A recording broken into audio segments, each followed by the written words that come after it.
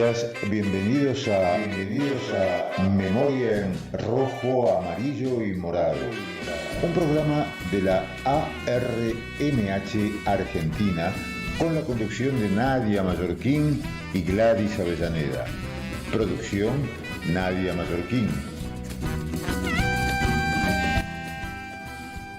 Memoria en Rojo, Amarillo y Morado por Radio Caput.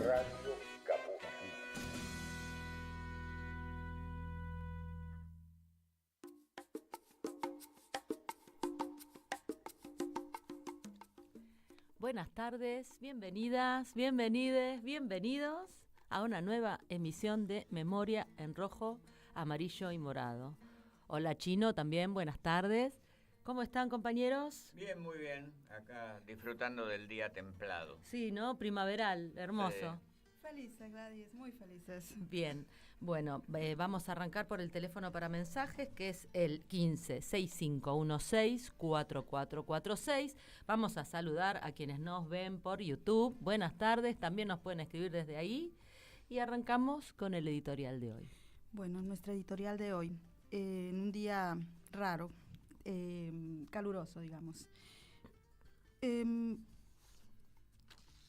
Hace unas horas nos informaron en cadena nacional sobre el índice de precios al consumidor. Bueno, lo que nos han informado es verdaderamente catastrófico para nuestro bolsillo. Pero eso no se queda solamente ahí. Digamos, es parte de todo un proceso que venimos atravesando, por eso esta editorial. Y por eso esta reflexión, ¿qué pasa si gana la ultraderecha en nuestro país en estas próximas elecciones? ¿Cuál es el proyecto que tiene esa ultraderecha o esa derecha más radicalizada? En la reflexión de hoy estamos conscientes que después de la pandemia vivimos un proceso de retrocesos a nivel mundial, un proceso de empobrecimiento cada vez mayor de los pueblos, no así de los dueños del capital financiero en particular, ¿no? Uh-huh. Y la gran concentración del capital es hoy cada vez más clara y más evidente. Si gana la derecha, arrasarán con todos los derechos sociales que nos costó décadas conseguir y mantener, uno más o menos, otros que se han perdido con regímenes de derecha que hemos atravesado también y dictaduras. Y también vamos a hacer autocríticas y vamos a decir que también por la falta de políticas económicas que apunten hacia la matriz económica, que apunten a verdaderos cambios estructurales en la política económica y en la distribución de la riqueza en el país. Sin embargo, lo peor puede estar por venir. En estos tiempos que nos toca vivir, las derechas apuntan a un plan de radicalización, de una especie de ultraneoliberalismo. Si ellas logran llegar a ser electos, aplicarán su proyecto o su plan de una manera mucho más radicalizada que como lo vimos en el macrismo, de golpe, en shock, para evitar resistencias. Pretenden que volvamos al siglo XIX, una especie de neoesclavitud o precariato, con salarios de hambre, sin derechos laborales, sin salud pública o educación pública digna. Los programas de las ultraderechas, vemos el caso de Milei o Vox en España, apuntan a convertir la salud y la educación en el gran negocio privado, exclusivo, solo para quienes puedan pagar. Apuntan a eliminar el rol del Estado al servicio de la población. Quieren, sin duda, devaluar más el salario y aumentar el índice de indigencia. Por eso es muy importante que pensemos qué queremos o cómo vamos a enfrentar estos próximos meses. Evidentemente tenemos que reaccionar porque si no va a ser demasiado tarde. Sí, hay reflexionar, reaccionar, pensar y actuar. Y actuar en consecuencia. De manera organizada. Yo me quedo con la frase de Rodríguez Larreta cuando dijo, en lugar de tener 100 días, vamos a tener 100 horas, ¿no? Para realizar las reformas que se plantean. Ellos han hecho una reflexión que se autocritica en el gradualismo de la vez anterior. Por eso, como vos decías, Nadia, ahora la perspectiva es el shock. Sí. Incluso con la apuesta de que se derrumbe la economía más de lo que está antes del cambio de gobierno, como para que sea la base para que parezca cualquier cosa es mejor que lo que estamos viviendo. Claro. Y ahí es que vienen las transformaciones muy regresivas a veces. Sí, igualmente están diciéndolo a boca de jarro. Dicen por lo que van, dicen lo que quieren hacer y lo que quieren lograr y con lo que quieren terminar, ¿no? El problema es, como lo insisto, y por eso el final de esta editorial es tenemos que accionar, tenemos que actuar, pero de manera organizada y consciente. Por eso hoy tenemos un invitado especial para entrevistar, para charlar, sí, que es Jorge Fonseca. Sí, Jorge Fonseca, a quien ahora vamos a estar en comunicación con nosotros. Es profesor de Economía Internacional, profesor de la Universidad Complutense de Madrid y un distinguido economista, estudioso y conocedor de nuestra realidad latinoamericana. Buenas tardes, Jorge. Desde Radio Caput, Memoria en Rojo, Amarillo y Morado, te saludamos. Hola, mucho gusto, es un placer. Gracias por invitarme. No, por favor, gracias por estar.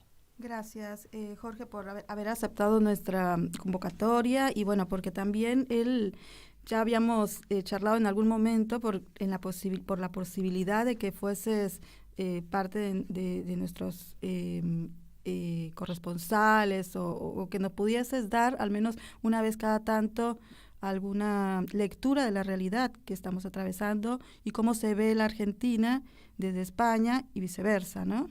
Esa es nuestra intención en este programa también. Jorge... bueno, sí, para mí, sí, te escucho. Discúlpame. Perdóname, sí.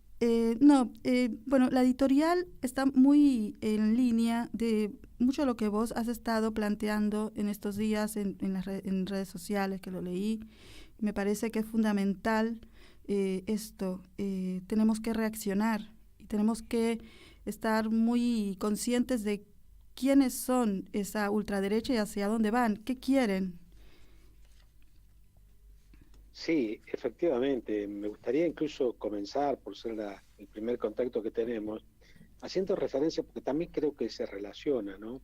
Haciendo referencia a mi condición de argentino, pero que vivo en España hace muchos años, desde la dictadura. He vivido más en España que en Argentina y, por supuesto, he vivido en los dos países en las preocupaciones, ¿no? Y en ese sentido, precisamente, cuando llegamos aquí, la mayoría de los argentinos, en la época del exilio y, por supuesto, también después, pero sobre todo, lo que sin duda estableció un contacto muy fuerte es el tener, el compartir, el haber vivido distintos regímenes totalitarios, en el caso de Argentina en varias oportunidades, pero el más totalitario y genocida fue el de la dictadura, la última dictadura. Evidentemente aquí lo que es omnipresente, podríamos decir, en los 40 años del régimen de Franco, que surgió de un golpe militar contra la República y que evidentemente hizo este país estuviera sometido de una manera brutal y, como sabemos, tengamos aproximadamente 130.000 personas en las cunetas, como decimos, porque evidentemente todavía no se les ha reparado, no se ha hecho lo que se debía. Y en este sentido lo que nos enfrentamos ahora es de alguna manera el riesgo de un retorno aquí, y creo que en Argentina, por eso decía que al margen de la referencia, digamos, al pasado, también un contenido presente, porque el riesgo que tenemos aquí es un retorno con una fachada parlamentaria, con una fachada democrática de los continuadores de aquellos regímenes, ¿no? En el caso de España, en caso el riesgo es de que pudiera triunfar el Partido Popular y su spin-off, y digamos,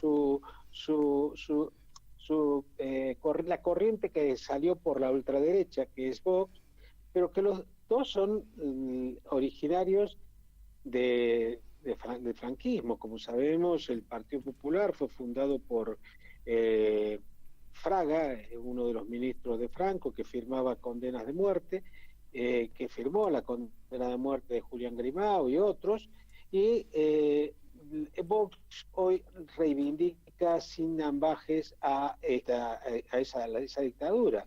Lo hace con la boca pequeña para no asustar, y lo mismo que estamos asistiendo en Argentina con el caso de la extrema derecha neofascista encarnada en Milei, pero que tiene un amplio espectro también de acogida dentro de lo que es el PRO. Y el peligro en ambos países es de que estos eventuales triunfos de estas alternativas realmente se haga sepultando la memoria, porque en última instancia, si en Argentina y en España ganan estas alternativas, lo que estaría diciendo es que por lo menos la mitad de la población pisotea la memoria histórica de estos países en un contexto mundial en el que esto ya vemos que se viene extendiendo cada vez más, en el sentido que en Europa tenemos unos regímenes en Hungría, en Polonia, que son abiertamente de ultraderecha.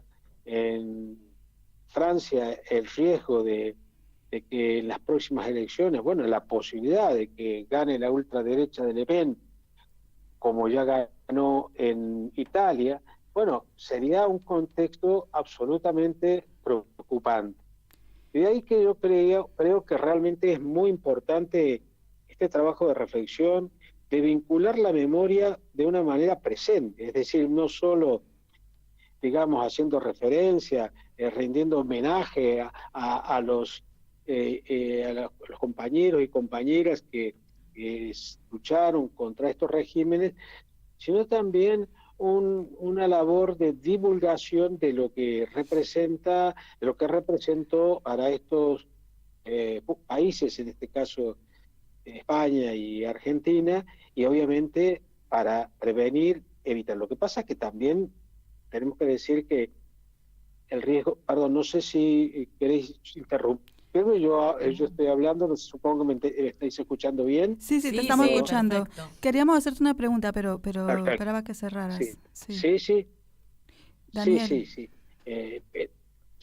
Bueno, simplemente decía que creo que aquí el riesgo del triunfo de la derecha es, digamos, más reducido. Bueno, no es, o sea, es probable, pero al menos según las encuestas oficiales, la última de abril, eso no ocurriría. Ocurre que el Centro de Investigación Sociológica, que es, digamos, un organismo gubernamental, está dirigido por alguien que evidentemente tiene una relación con el Partido Socialista toda la vida y se le acusa de parcialidad.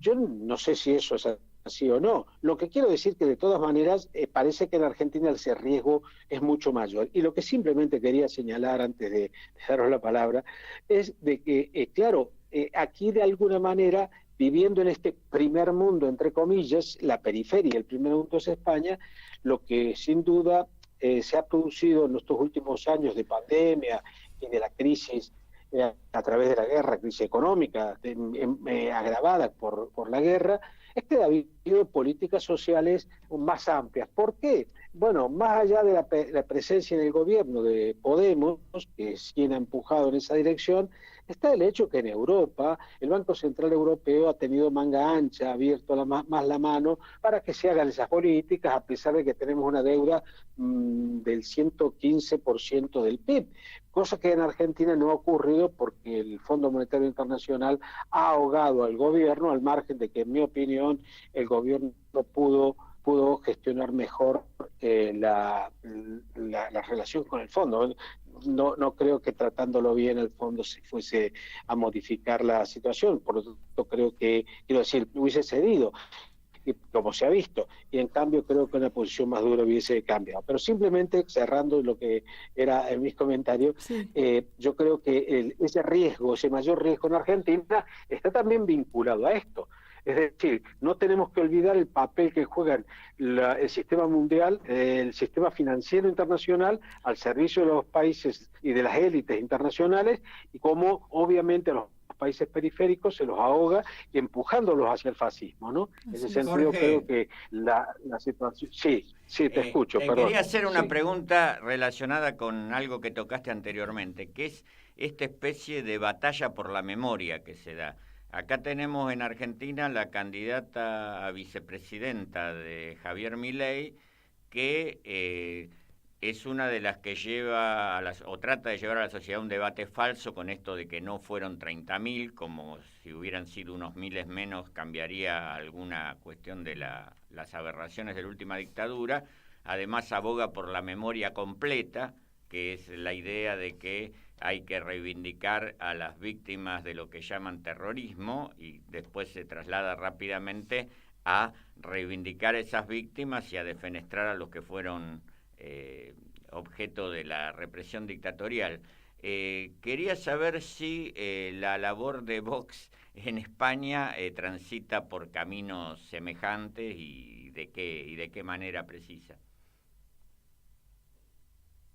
No abiertamente, entre otras cosas porque creo que aquí, incluso para ellos mismos, reivindicarse, asociarse con el franquismo es, digamos, una pérdida de votos, para decirlo claramente. O sea, creo que es electoralista. Por lo tanto, mi percepción es de que estando en el gobierno, es decir, aquí si ganara la derecha, ganaría obviamente con mayor peso el Partido Popular, pero Vox tiene una estrategia de poner, digamos, condiciones muy fuertes para participar o apoyarlo, como lo está haciendo en algunas comunidades autónomas. Y por lo tanto impone en el fondo su programa en cosas decisivas. Y en este aspecto, lo que me decís vos, yo estoy convencido de que comenzarán, digamos, una estrategia de revisión absoluta del pasado y precisamente de recuperación del franquismo de una u otra manera. Lo hacen ya, pero insisto, creo que por razón electoralista, porque hay demasiada conciencia, aquí se vio 40 años, y obviamente, digamos, hasta el Partido Popular, solo con la boca pequeña, pero no hay que olvidar que, digamos, los vestigios del fascismo en el aparato judicial y en un montón de instituciones es muy fuerte. Estos días, estas semanas pasadas, se exhumó el cadáver de José Antonio Primo de Rivera, el líder de la Falange, que serían las tropas de asalto, podríamos decir, del franquismo, generó un gran debate y por tanto, digamos, son circunstancias en las que precisamente estos sectores de ultraderecha aprovechan para recuperar el debate en torno a una cuestión que durante muchos años se mantuvo prácticamente sepultada, salvo un reducto marginal. En cambio, digamos, Vox ha logrado de alguna manera normalizarse, siendo un partido abiertamente fascista, franquista, que se relaciona con Bolsonaro, con Trump, con las ultraderechas europeas, y que son las mismas que reivindican la revisión en toda Europa de lo que ha sido, digamos, el fascismo. En ese sentido, no olvidemos que también Alemania está, digamos, Alternativa por Alemania, que en estos momentos no tiene una grandísima fuerza, pero la ha tenido y, digamos, está latente. En resumen, esta cuestión de la memoria es digamos, un frente de batalla ideológica muy importante, pero creo que es importante, como decía, que lo vinculemos al presente, que lo hagamos con la inteligencia de que no parezca una cuestión nostálgica, porque es lo que ellos nos acusan. Lo escucho a Milei, lo escucho aquí, que siempre quieren enfrentar los españoles, dicen aquí, cualquier cosa que se refiere, hablando de la guerra civil, claro, cuando estamos denunciando los crímenes del franquismo, que es lo mismo que estás comentando que hace la vicepresidenta o candidata a vicepresidenta de Milei. Y de hecho, en Argentina es terrible que en tan poco tiempo, porque estamos hablando de un periodo de tiempo mucho menor en cuanto a lo que ha sido los juicios y situaciones que se pusieron sobre la mesa, la represión genocida, y que en tan poco tiempo haya un sector suficientemente amplio capaz de apoyar a unos neofascistas como Milei que apoyan, que reivindican esto. Incluso no olvidemos que en el PRO también hay sectores que obviamente se sienten muy cercanos a esas tesis. De ahí que sí creo que es muy importante, repito, trabajar en esta dirección, y no tengo la fórmula, obviamente, pero sí insisto en vincularlo en las cuestiones concretas y recordar precisamente cómo fue, no solo el caso de la dictadura argentina, no solo cómo fue la represión genocida, sino recordar que en muy pocos años la participación de los salarios en el PIB en Argentina, en creo 2 años, 3 años, estoy diciendo de memoria, no solo comento la menú, 3 años, se redujo en 30 puntos la participación de los salarios, perdón, en 20 puntos la participación de los salarios en el PIB, de estar en el 40 y pico, bajar prácticamente al 30%. Y entonces estamos hablando, quiero decir, cuando hablamos de los dos regímenes, creo que es importante no solo referirnos a la faz represiva, a la faz genocida, sino también a lo que supuso en términos económicos y sociales, que ese es el modelo que estos neofascistas nos proponen, como Milei propone un mercado para la venta de órganos, bueno, cosas que uno dice, pero ¿esto es verdad que hay alguien que dice eso y la gente que le va a votar? Pues sí, es verdad y es terrible. Pues tenemos que ser capaces de llamar la atención sobre eso. Claro, que para eso también hay que reivindicar políticas sociales públicas que sean suficientemente satisfactorias para la gente, porque cuando la gente no come, mira, vota a cualquiera que dice, ya sé que no, ya sé que no, por lo tanto voy a votarle a este otro que me dice, no sé, con un mercado de órganos, a lo mejor incluso gente que pueda decir, bueno, mira, sí, es que en todo caso yo estoy tan mal que incluso estoy dispuesto a vender un órgano para comer. Quiero decir que he escuchado a alguno que por lo menos en redes sociales he visto alguna cosa delirante de ese tipo, que evidentemente creo que sería más bien una provocación, pero en ese sentido, insisto, la importancia de no solo la denuncia, sino también el activismo político para mantener políticas que satisfagan las necesidades de la población, porque si no, con discursos no vamos a parar al fascismo, ¿no? Yo creo que es una tarea mucho más compleja. Nos quedamos con estas palabras. No sé si... Sí, Jorge. Totalmente. Absolutamente pensamos en esa sintonía. Nuestra lectura, creo que acá en la mesa coincidimos. Sí, no alcanza con decir, sino con Claro. hacer, ¿no? Eso es el resumen. Estamos en un momento verdaderamente de urgencia, porque es muy grave este avance. Y es muy grave la situación estructural, económica que tenemos en este momento en el país. Lo sé. Entonces estamos como bastante preocupados y preocupadas por cuál será el camino.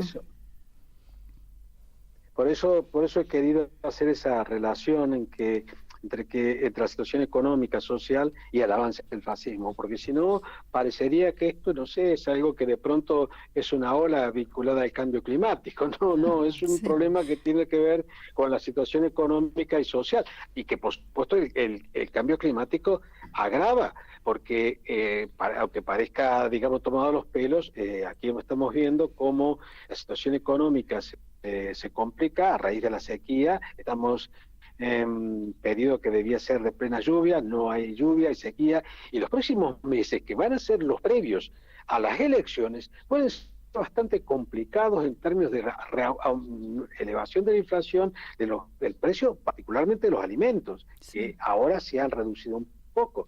Y en Argentina la situación es similar. Lo que pasa que a su vez en Argentina, un país que tiene una gran producción agrícola, una gran producción ganadera, y la gente no pueda comer, bueno, ya es mucho más lacerante.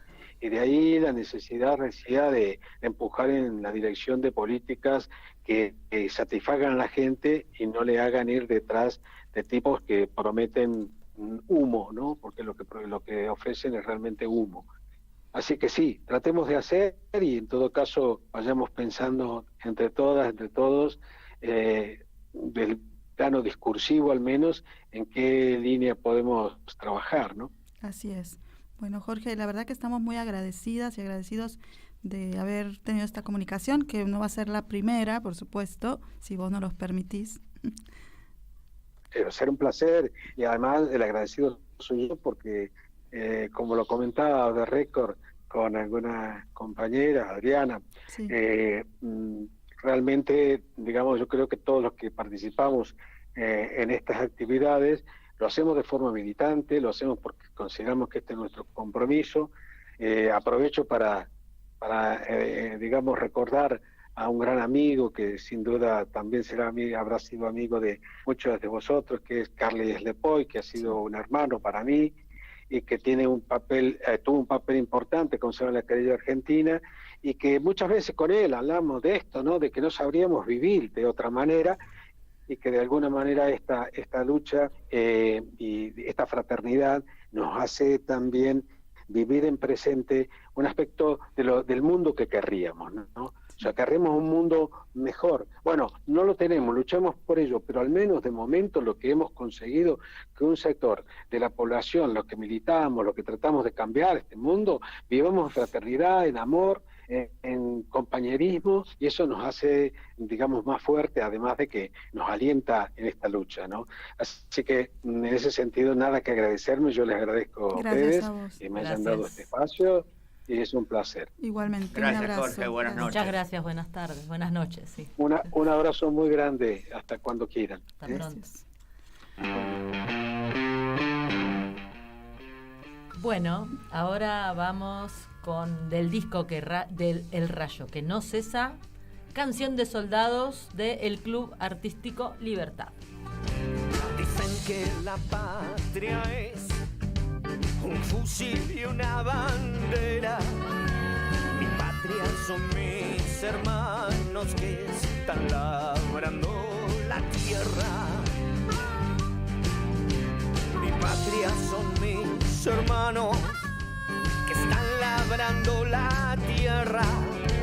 Mientras aquí nos enseñan cómo se mata en la guerra. Y ay, que yo no tiro que no, que yo no tiro que no. Ay, que yo no tiro contra mis hermanos. Ay, que yo tiraba que sí, que yo tirara que sí, contra los que ahogan al pueblo en sus manos.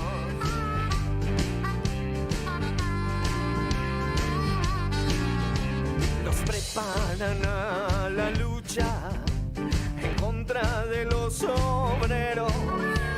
Al rayo me parta a mí si atacó a mis compañeros. La guerra que tanto temen no viene del extranjero. Son luchas de proletarios como los bravos mineros. Y ay, que yo no tiro que no, que yo no tiro que no. Ay, que yo no tiro contra mis hermanos. Y ay, que yo tiraba que sí, que yo tiraba que sí, contra los que ahogan al pueblo en sus manos.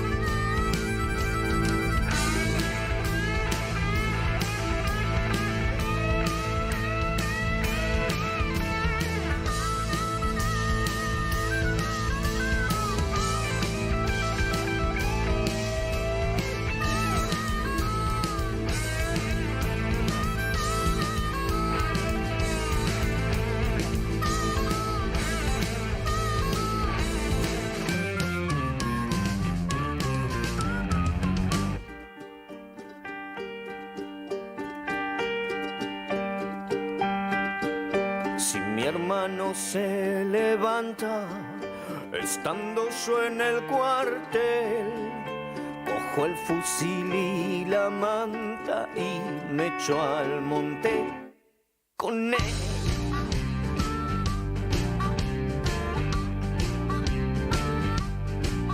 Oficiales, oficiales, tenéis mucha valentía.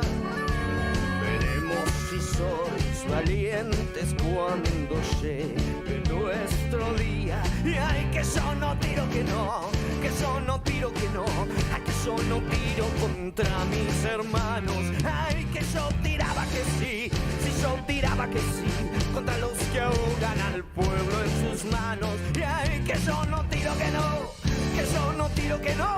Ay, que yo no tiro contra mis hermanos. Y ay, si yo tiraba que sí, que yo tiraba que sí, contra los que ahogan al pueblo en sus manos.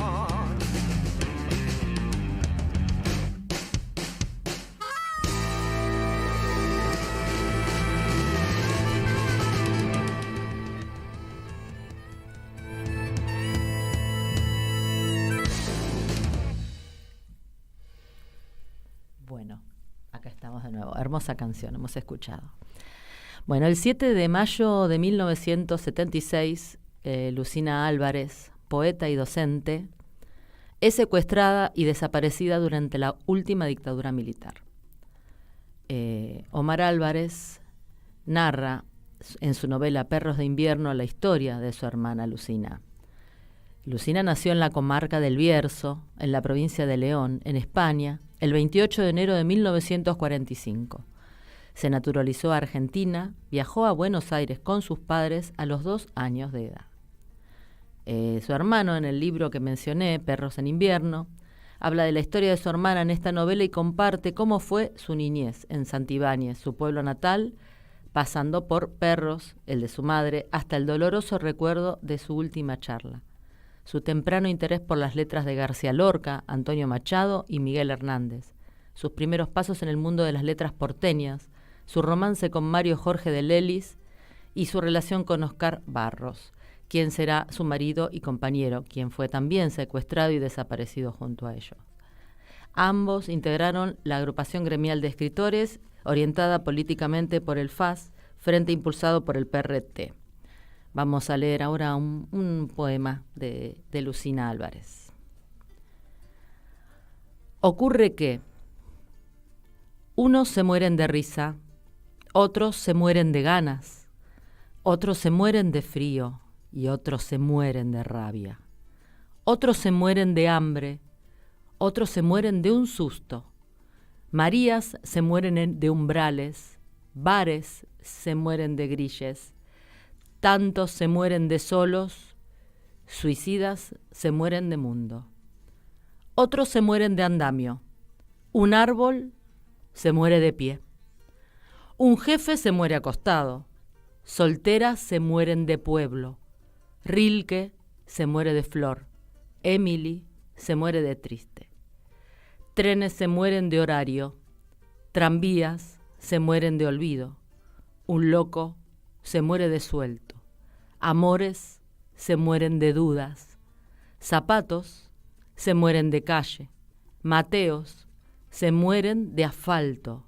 Relojes se mueren de tiempo. Muy uno se muere de che.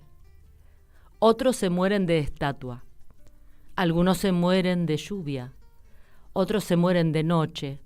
Otros se mueren de viento. Otros se mueren de luna, la luna se muere de Apolos, un camello se muere de sol, un tilburí se muere de nieve, una esquina se muere de tango, un pájaro se muere de jaula, fierro se muere de ausencias, almidones se mueren de tía, un soldado se muere de bala, USA se muere de Cuba, lagartos se mueren de verde, oros se mueren de azul, Van Gogh de amarillo, Alfonsina de sal, algunos de amor, otros de miedo, otros se mueren.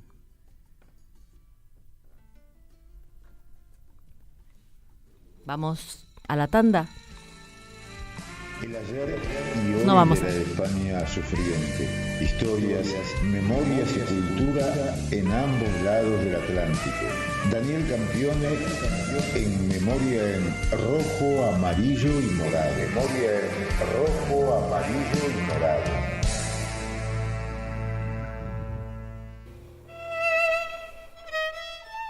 Bueno, acá estamos. Daniel Campione llega con su columna, nuestro profesor, escritor, investigador e historiador, la Segunda República Española y el Frente Popular. Hola, Daniel. ¿Qué tal? Queríamos hablar hoy, como acaba de anunciar Gladys, del Frente Popular, que ya lo mencionamos en la charla de la semana pasada. Sin embargo, hay muchos aspectos para agregar y profundizar.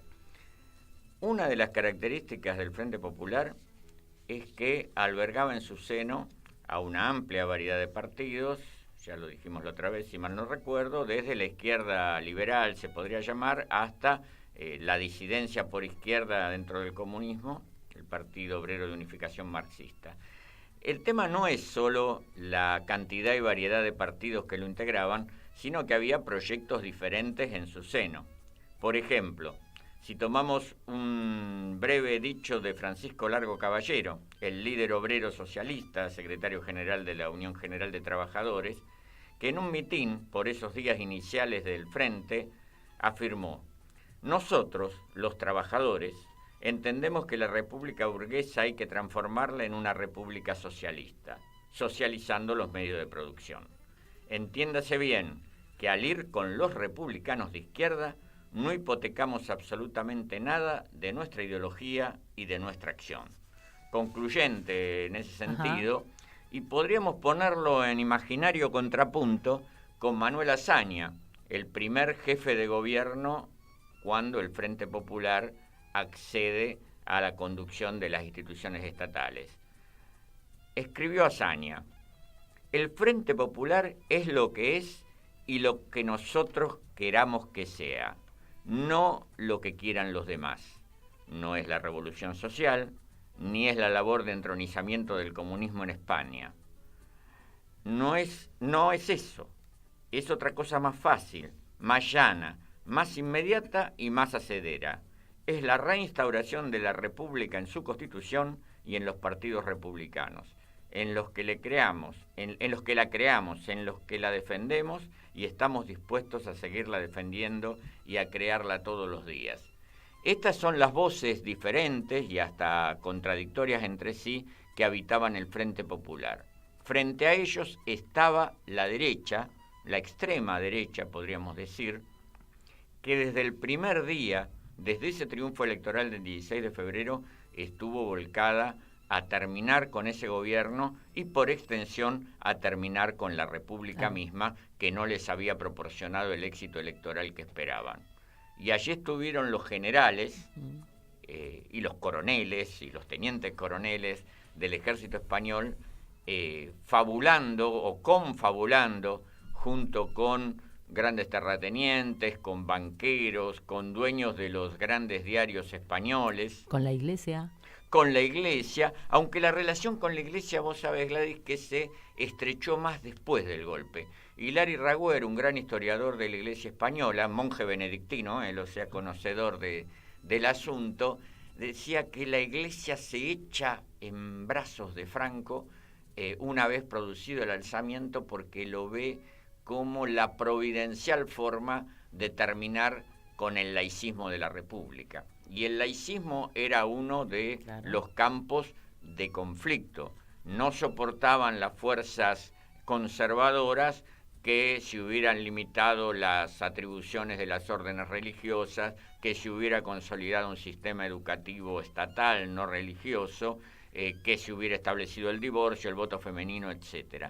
Pero además de estas disposiciones político-culturales, podríamos decir, estaba el núcleo de la defensa acérrima de la propiedad privada y la intención de realizar un escarmiento, una venganza de clase con esos obreros, campesinos que, una vez producida la victoria del Frente, se lanzan, por ejemplo, los campesinos y también trabajadores rurales a tomar las tierras sin esperar que ningún instituto de la reforma agraria los apruebe, o los trabajadores que se vuelcan a la calle con sus reivindicaciones, y hay numerosos conflictos que van a ir creciendo.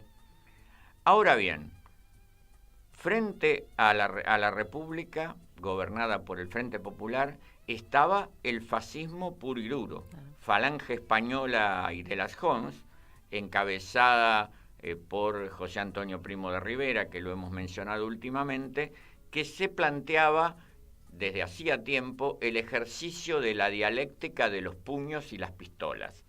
Dicho expresamente... Dialéctica de los puños y las Claro, pistolas. como que enfrentaban a la dialéctica marxista los puños y las pistolas para aplastar a los enemigos de España, para aplastar a quienes se atrevían a levantar la mano contra los valores tradicionales de la hispanidad. Formaciones paramilitares de la derecha, no solo estaba Falange, produjeron atentados muy significativos durante el gobierno de Manuel Azaña. Uno de ellos afectó a quizás el hacedor principal de la Constitución Republicana de 1931, el jurista y abogado penalista Luis Jiménez de Azúa, que logra sobrevivir al atentado aunque muere un custodio. Se abre una investigación sobre ese atentado y ¿quién es asesinado pocos días después? Adivinen, el juez que llevaba adelante la investigación, el doctor Pedregal. De resultas de todo esto... Qué extraño, qué oportuno. De resultas de todo esto, José Antonio Primo de Rivera fue hecho prisionero, fue arrestado y puesto a juicio, sometido a juicio, pero las acciones continuaron, acompasadas con la denuncia desde el Parlamento y desde la prensa de los representantes de la reacción política de que la República se estaba sumiendo en el caos y la anarquía, caos y anarquía en la que en todo caso contribuían diariamente con sus acciones. Lo traían a diario. Y yo hacía referencia a que los generales y los coroneles y otros oficiales estaban confabulados.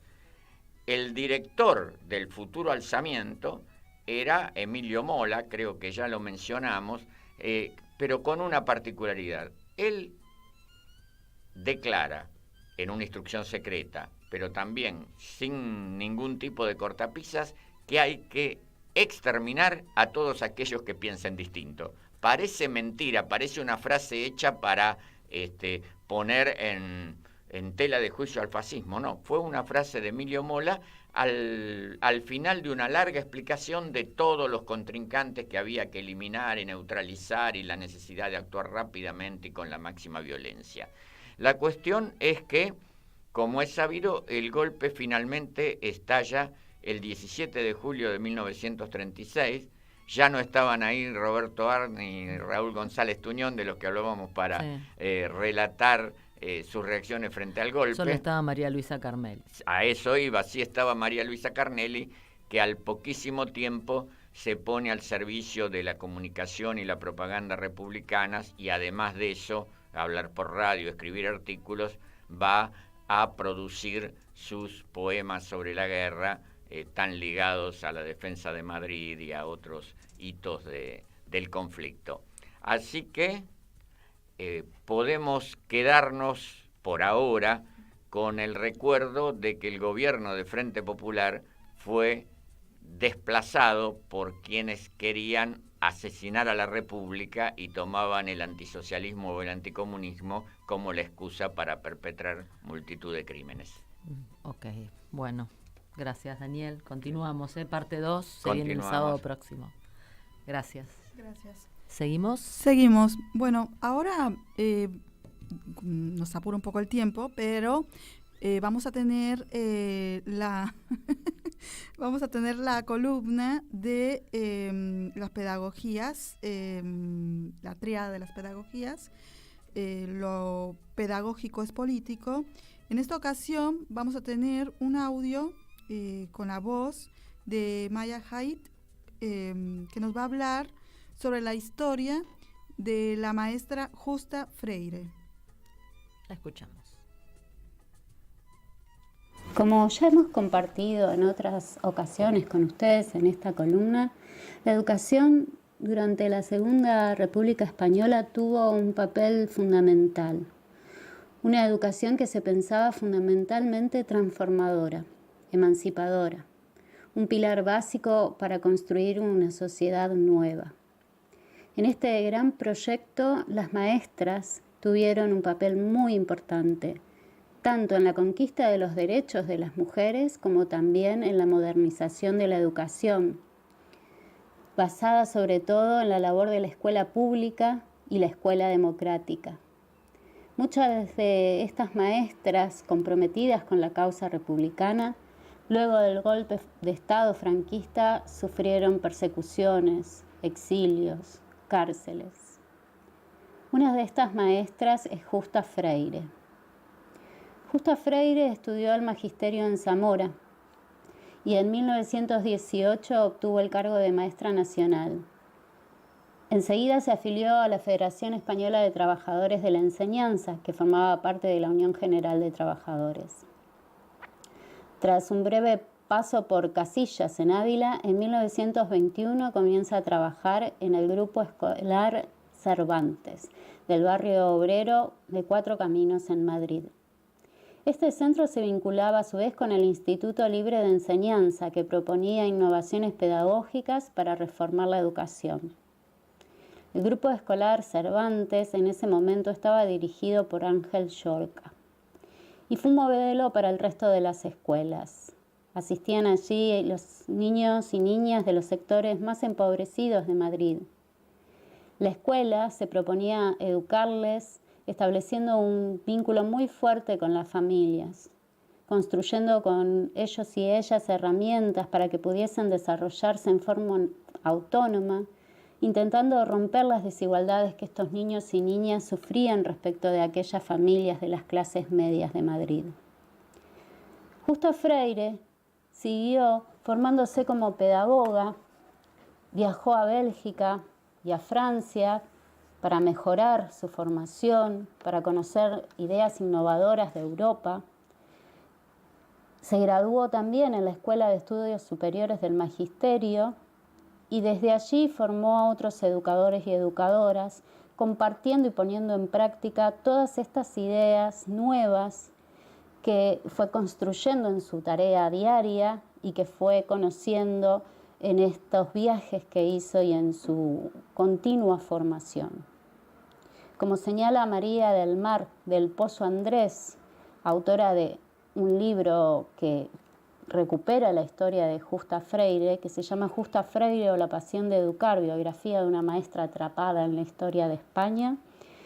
Justa fue una de estas maestras, de las pocas y las primeras que viajó al extranjero para conocer otras metodologías de enseñanza que luego implantó y que aparecen en los libros de pedagogía. Creía mucho en el ser humano, en el futuro. Esa esperanza de ver siempre el lado bueno de las personas es lo que le salvó la vida. Así la recuerda esta autora.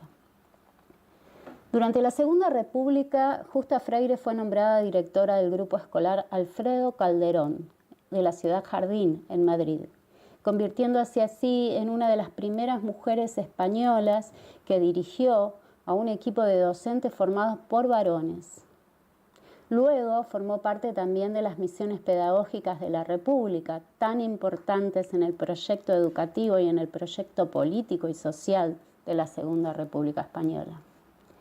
Ya desatada la guerra en España, con los franquistas aproximándose a Madrid, se ven en la necesidad de cerrar el centro educativo y trasladarse a Valencia. Junto a Ángel Llorca, organizan las comunidades familiares de educación, donde convivían maestros y maestras con los niños y con las niñas. Muchos de ellos habían sido despojados de sus familias y crean un ambiente familiar de contención en medio de la guerra. Fue ascendida entonces por el gobierno republicano a inspectora de colonias, delegada regional de la infancia evacuada y también delegada nacional. En 1939, ya con el franquismo usurpando el poder, Justa Freire es apresada y condenada por un consejo de guerra. Es llevada a la cárcel de Ventas, en la que comparte cautiverio con las 13 Rosas. Ahí en la cárcel continuó con su tarea docente, formando a sus compañeras presas, muchas de ellas analfabetas, y también organizó un coro. En ese coro las presas cantaban canciones de su tierra para sentirse más cerca de ella y para reconocerse como ellas mismas. 2 años después logró su libertad. Dicen que volvió caminando hasta su antiguo departamento. dicen que desde su habitación se veía su antigua escuela. Dicen también que la invadió tal tristeza al ver ese paisaje desde su ventana que al día siguiente dijo que nunca volvería a dormir en aquella habitación. Ya expulsada para siempre del magisterio público, se dedicó a dar clases particulares y luego pudo trabajar en el Colegio Británico de Madrid. Con el tiempo, muchos años después, volvió a ejercer como maestra, pero con muchas restricciones. Sin embargo, para Justa Freire ya nada fue igual. Murió en 1965 a los 63 años de edad. A ella y a tantas otras maestras de República va nuestro pequeño homenaje.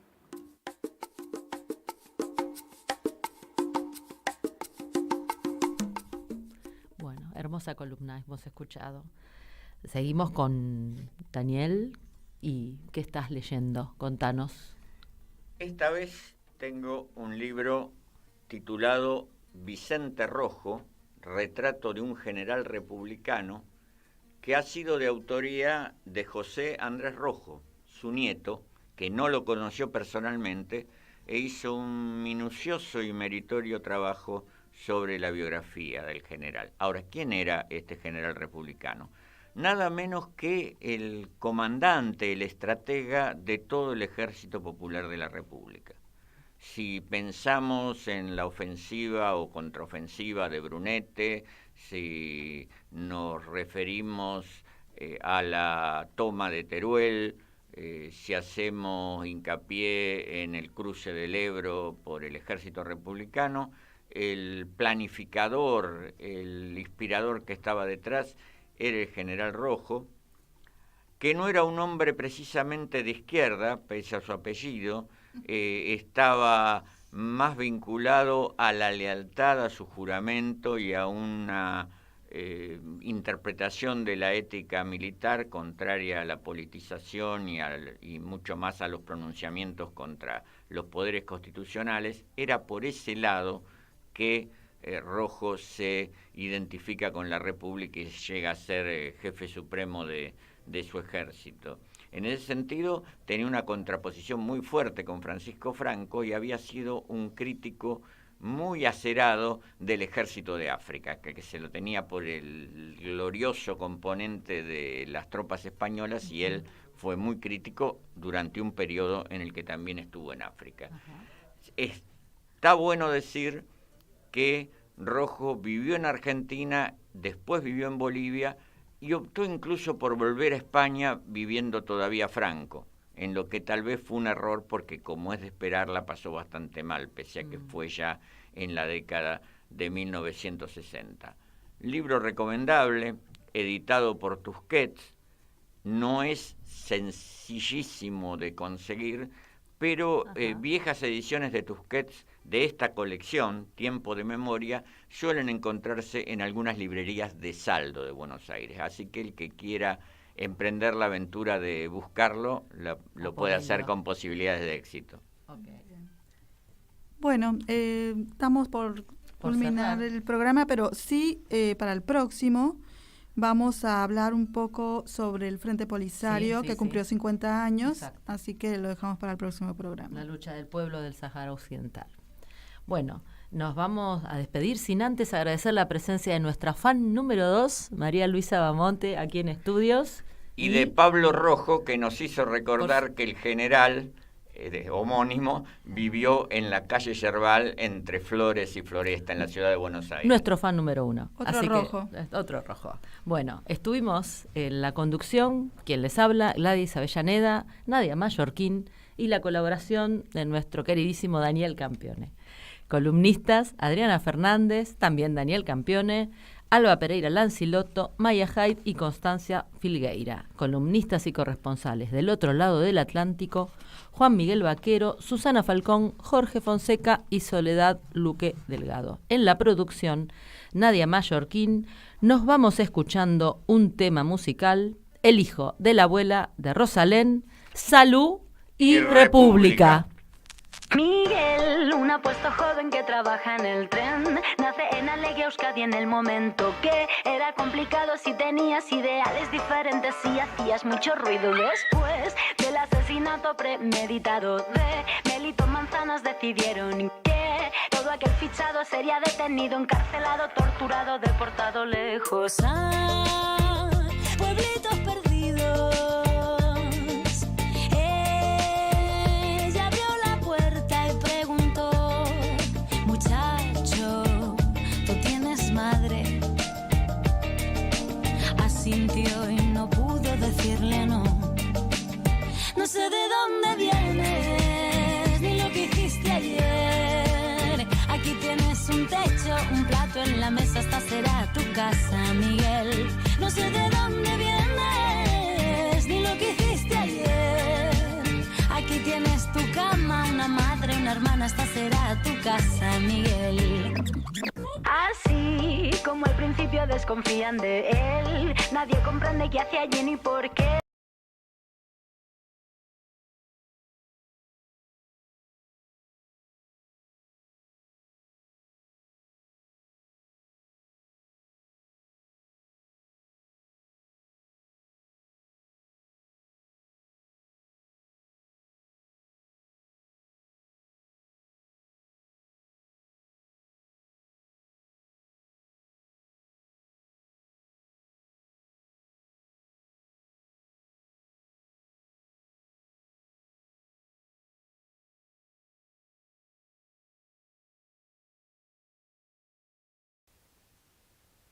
Aquí tienes un techo, será tu casa, Miguel. No sé de dónde vienes, ni lo que hiciste ayer. Aquí tienes tu cama, una madre, una hermana, esta será tu casa, Miguel. Madre, si mis hijos se vieran en esta situación y viera que no va a recoger a nadie. Nadie.